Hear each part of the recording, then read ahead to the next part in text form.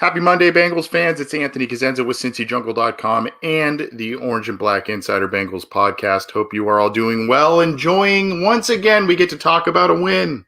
I can't even believe it. We get to talk about a win for the second week in a row. And, man, that was a fun one yesterday, even though Houston's not the greatest team. It was a fun one to watch. A lot of over 1,000 yards of offense. Gosh, almost 70 points scored. If you like offensive output, you had to like what you were watching. And then, of course, it came down to the wire with the old multiple hook and ladder play by Houston that kind of came a little scary close, but didn't end up coming to fruition for them to get the win. Again, I'm Anthony Cosenza. Good to be with all of you on this Monday. Happy holidays to you. Hopefully you had a good holiday last week and maybe the couple of weeks prior, whatever you may be celebrating, and hopefully a good New Year's ahead. I know we are all looking forward to 21.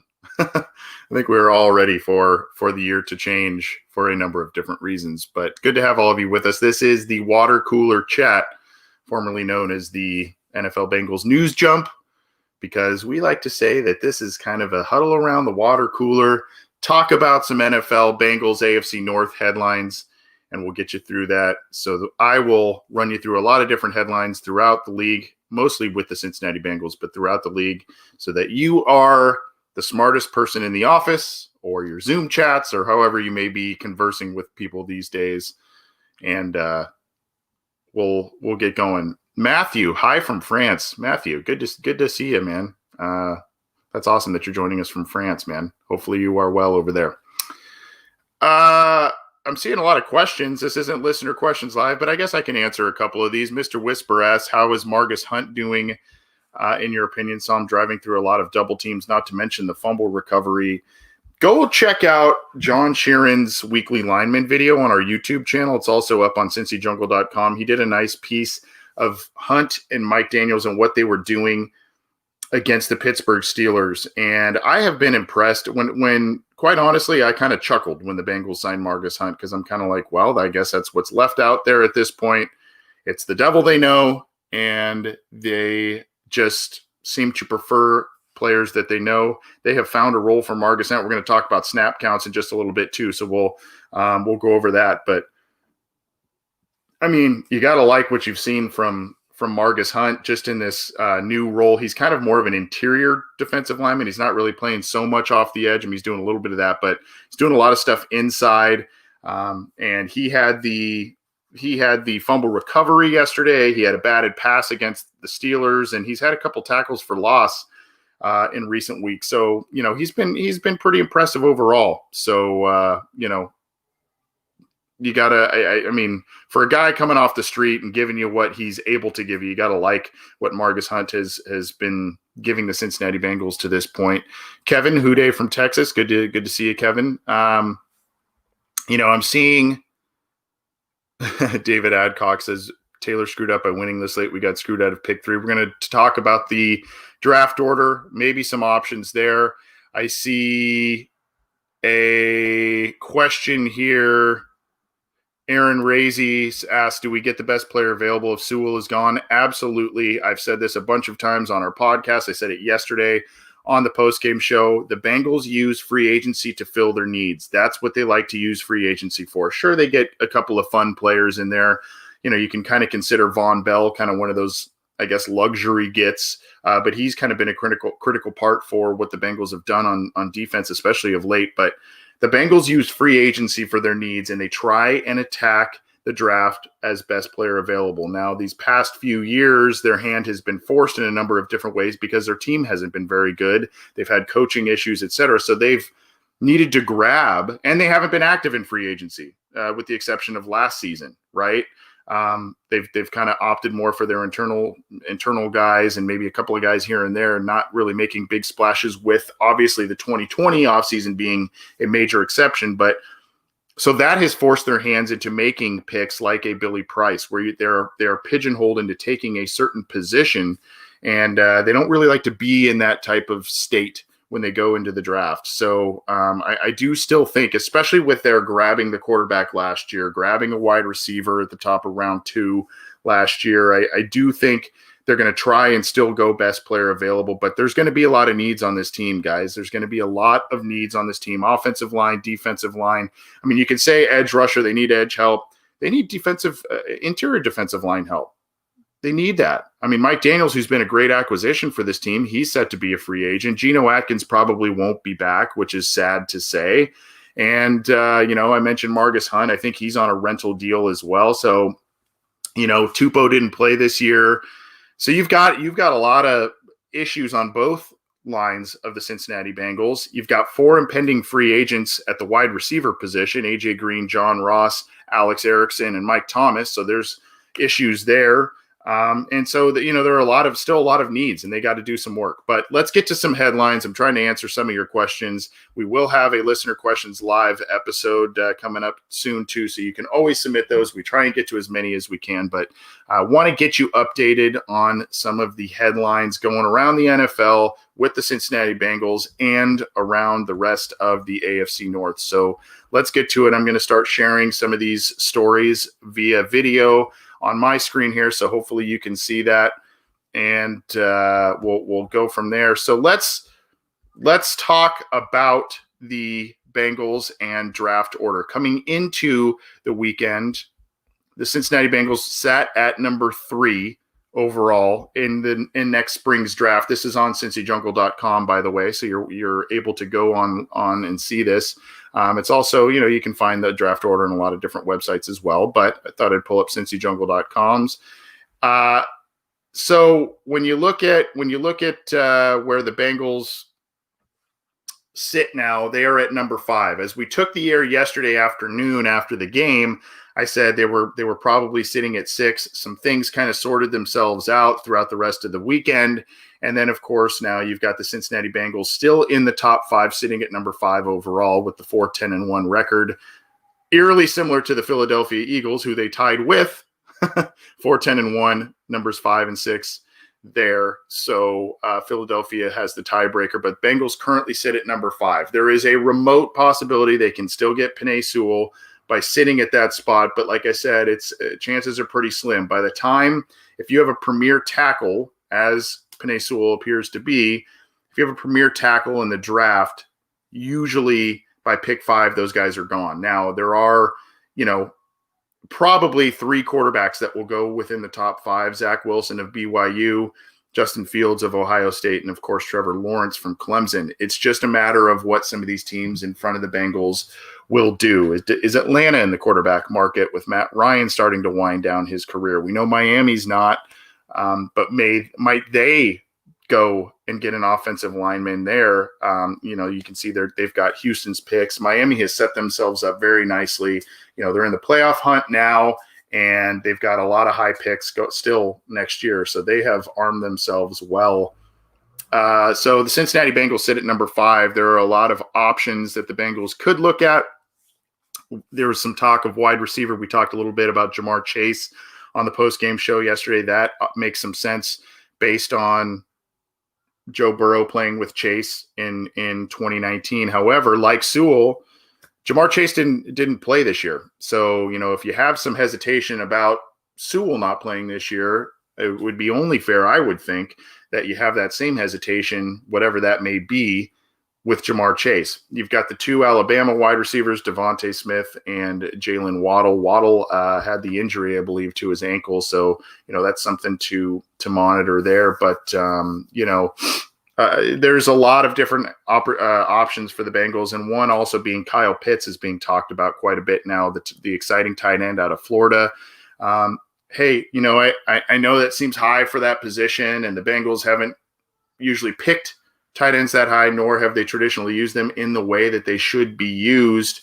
But if you can get a guy that's a Travis Kelce, a Tyler Eifert, some sort of weapon like that, especially with the slew of pass catchers leaving at the wide receiver position, maybe this is an immediate fix that, creates a lot of mismatches and a lot of matchup nightmares for other teams.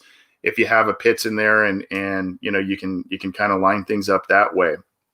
Again, what the Bengals do at 5, whether it's move up, move back, probably not move up, but what the Bengals do with their picks is going to be predicated upon what they do and the needs that they fill in free agency. So that's something, we can say. Tight ends totally off the board. Well, if they get an interior offensive lineman, maybe a tackle in free agency, maybe they make some moves that way. All of a sudden, offensive line maybe doesn't become as pressing of a need as it currently sits right now.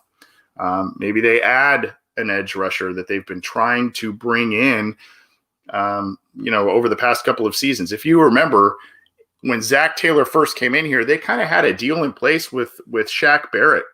And, obviously Shaq Barrett's been a great addition to Tampa Bay. They kind of had a deal in place. They pulled the deal because they thought Barrett wasn't healthy. Obviously that didn't, that wasn't the case. And Barrett ended up having an outstanding year last year. And, their pass rush in Tampa is very good. So at any rate, that's where we sit right now. You can see the rest of the top 10. You've got the Jets, I believe, at 2. And then Jacksonville at 1. Then you've got Miami, Atlanta, Cincinnati, Philadelphia, Detroit, New York, Giants, the Panthers, and the Broncos rounding out the top 10. And a lot of those teams, look, again, when you talk about those top 3 quarterbacks, what are the Jets going to do? How committed are they to Sam Darnold? Jacksonville's probably in the market for one of them, you would think. Philly is not. They're trying to make it work with Jalen Hurts now, and who knows what they'll do with Carson Wentz. The Lions, Matt Stafford's kind of in the same boat as Matt Ryan, right? So, are they looking at a quarterback of the future? Giants, they just drafted one in Danny Dimes a couple of years ago. Panthers, who knows how committed they are to Teddy Bridgewater. I think they really like him, but a 5-10 record right now, that's not getting it done. And Denver really was in love with Drew Lock last year with the 4-game tear he went on to end the year, but all of a sudden this year he hasn't been the same guy, and they're 5-10 as well. So a lot of different things can happen. A lot of teams can move, maybe leapfrog the Bengals even.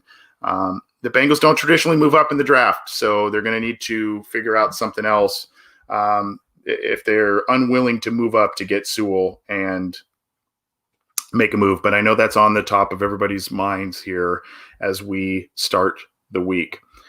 Let's go to, I think this is snap counts is where we will go next. There's kind of quietly a little storyline emerging with the Bengals running back situation. Joe Mixon signed the big contract and he deserved it. I know a lot of people don't like paying the running backs the big deal, but he had been one of the top running backs in the league, and he is getting paid as such, but he has not played in many games this year, and the ones he did play in, they were not impressive. Maybe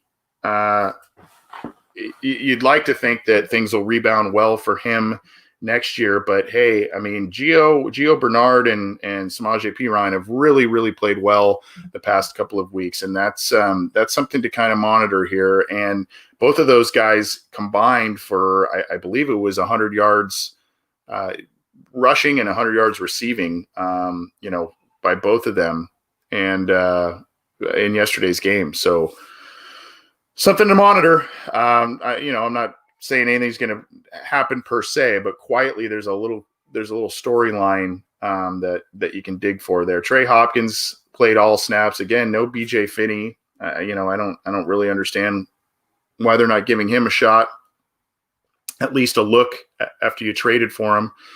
Billy Price again did nothing. Mackenzie Alexander getting 98% of the snaps. Great game by Mackenzie Alexander. Got kind of screwed by the league in terms of getting fined for a taunting penalty against the Steelers, but played well against the Steelers. Has been a really good addition. This is a guy I'd really like to see the Bengals hang on to in terms of getting a slot corner. Played very well. LaShawn Sims pressed into more action because William Jackson left the game. You can see Jackson only played 18 snaps and LaShawn Sims struggled. LaShawn Sims is a guy, you like to keep him around as your number 4, number 5. It's the BW Webb effect. I said this yesterday. Number 4, number 5 corner who comes in for spot action and covers, a wide receiver that's lower down on the other team's depth chart. You like that.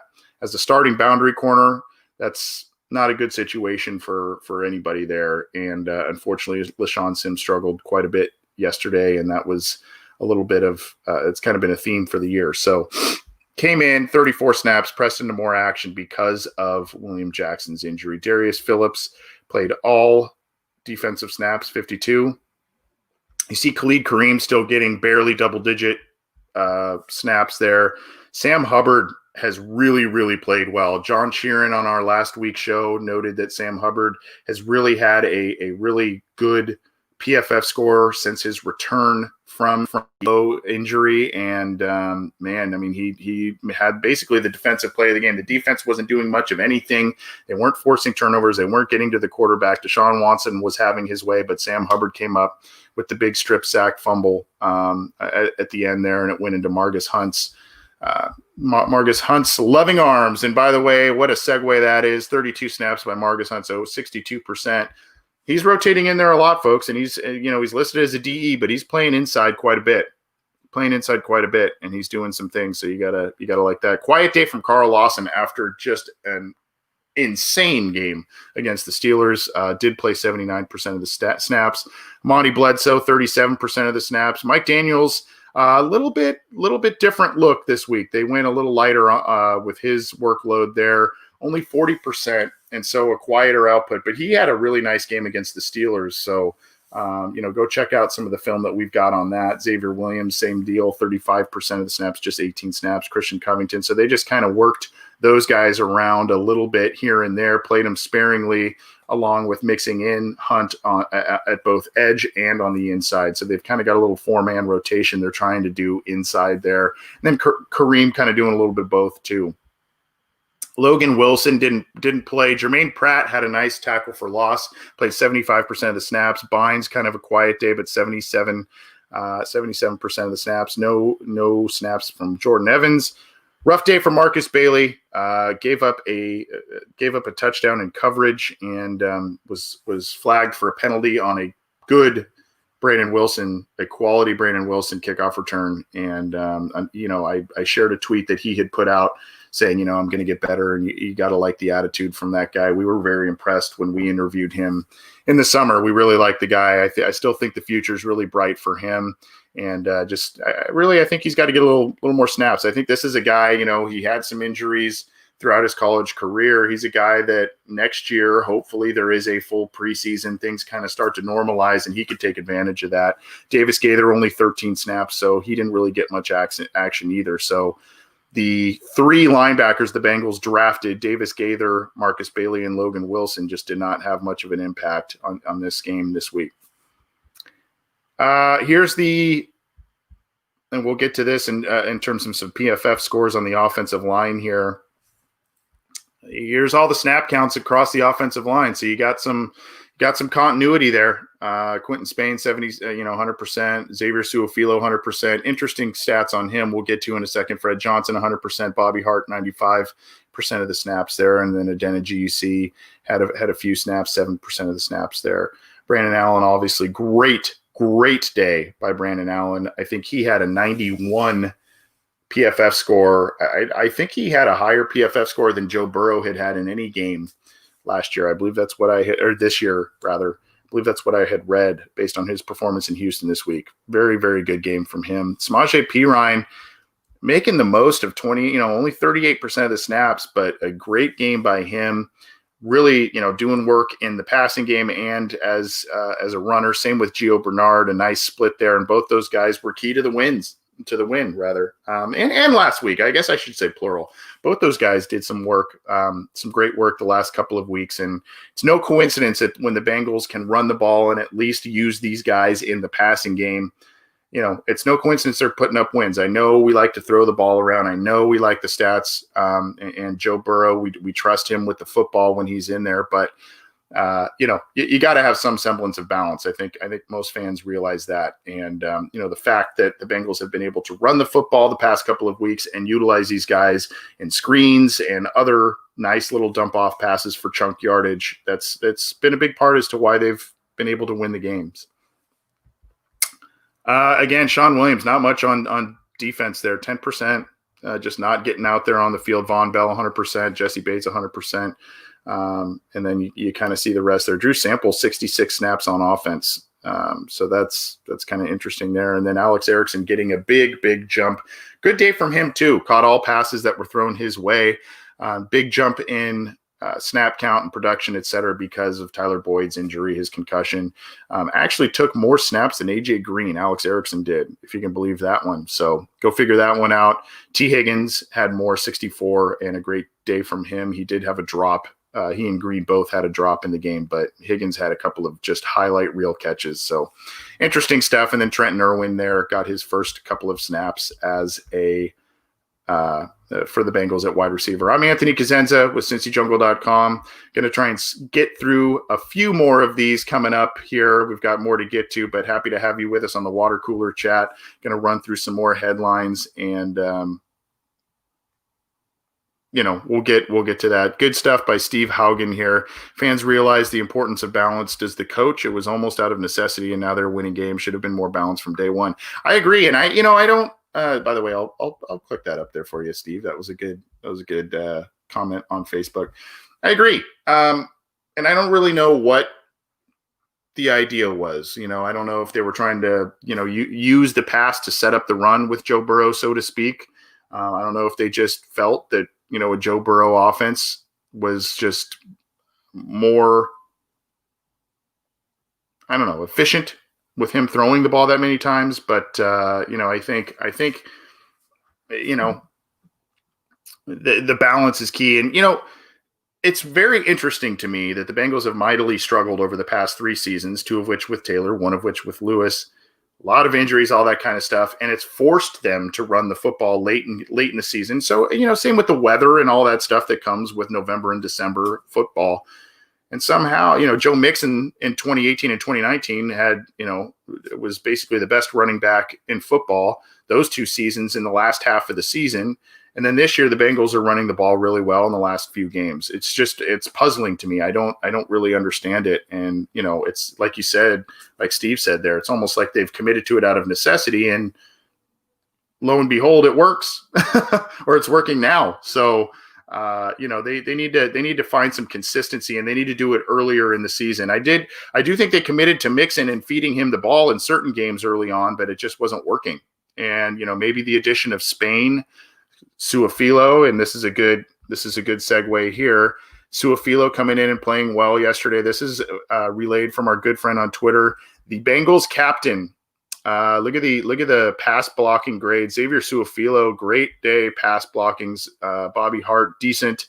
Going up against J.J. Watt and company throughout the afternoon. Quentin Spain, not so great in terms of pass blocking. A little disappointing by Trey Hopkins as well. I saw some struggles from him, but Xavier Suafilo, doing well pass blocking, and maybe something like that is why,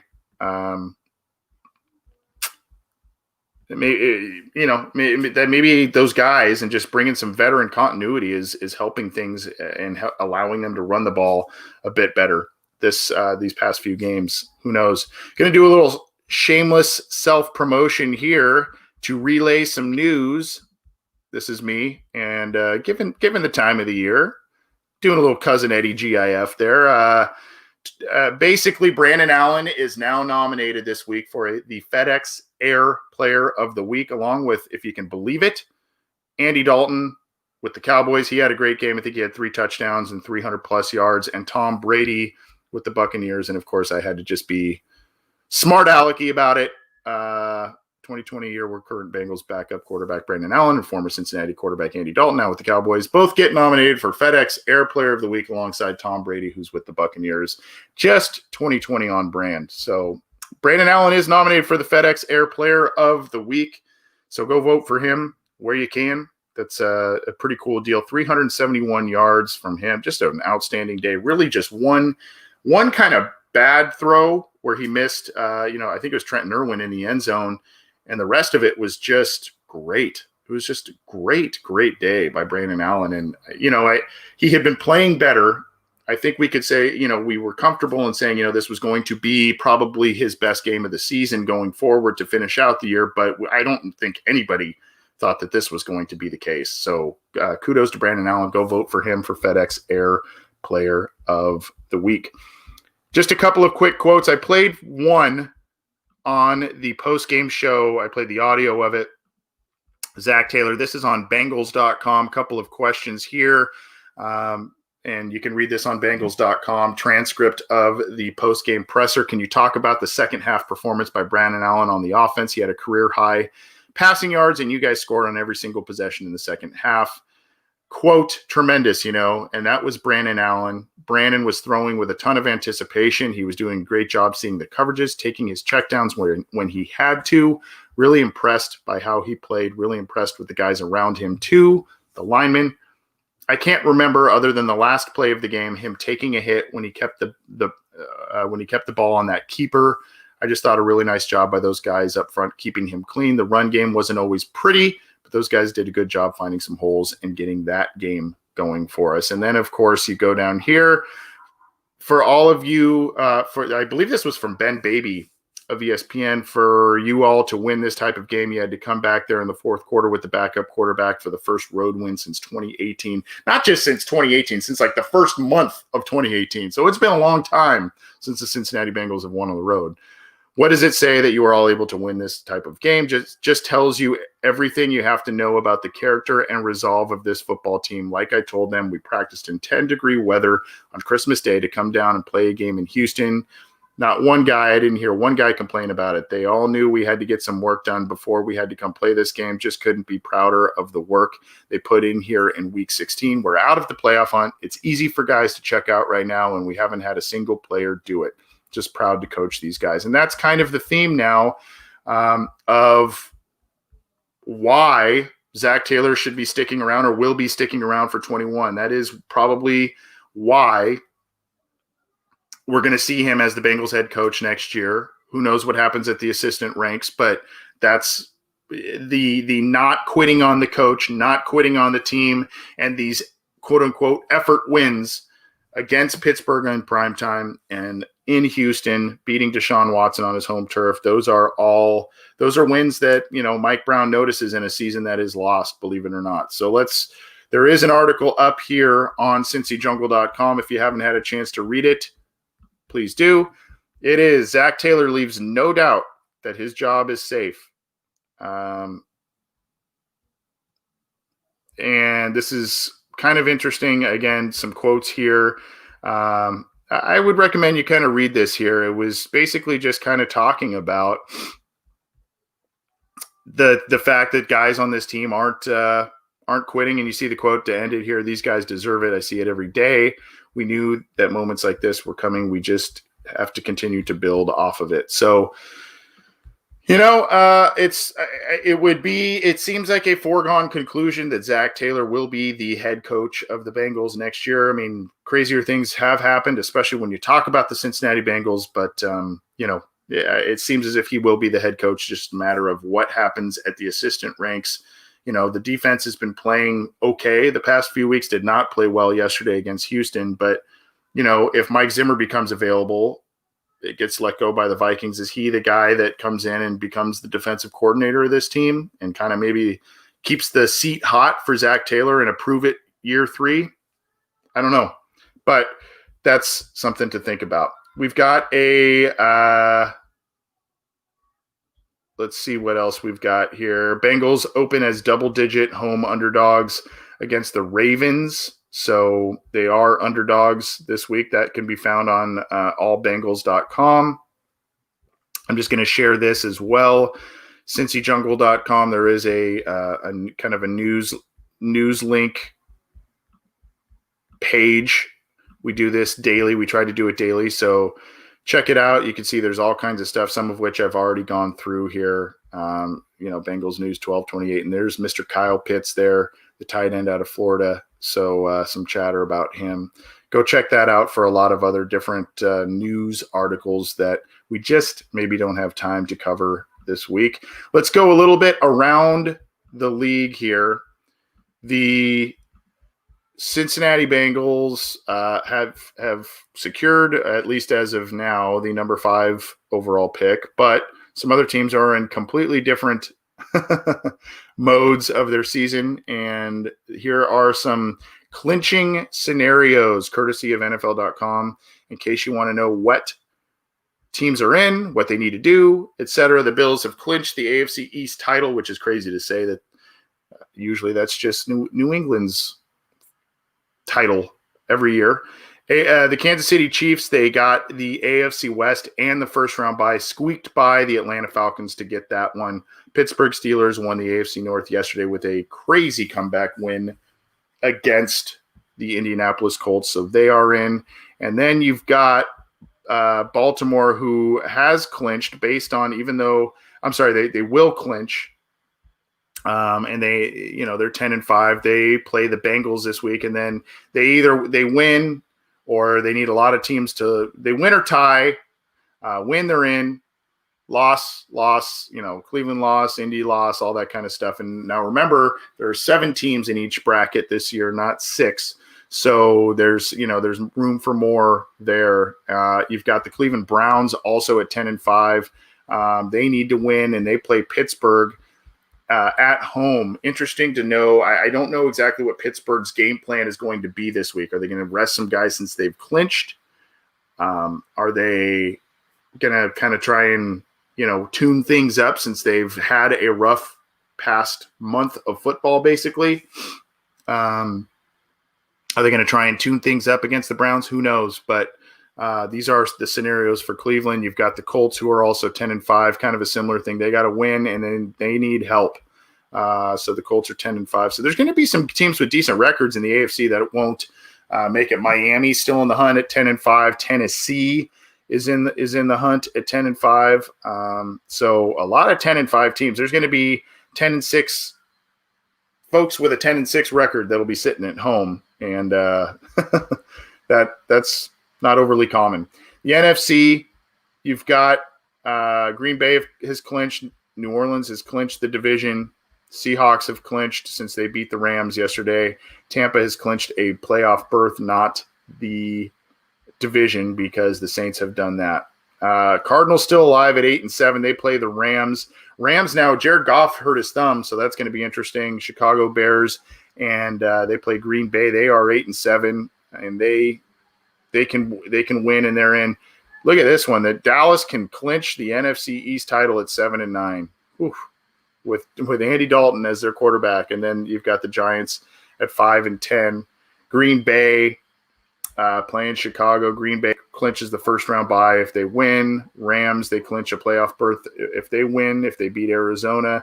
Pretty competitive NFC West division, and then you've got more going on here, kind of first round bye clinching. Here's the other one with the division. Washington football team at 6-9 can clinch the title with a win against Philadelphia. So someone's going to be 7-9 and clinching the NFC East.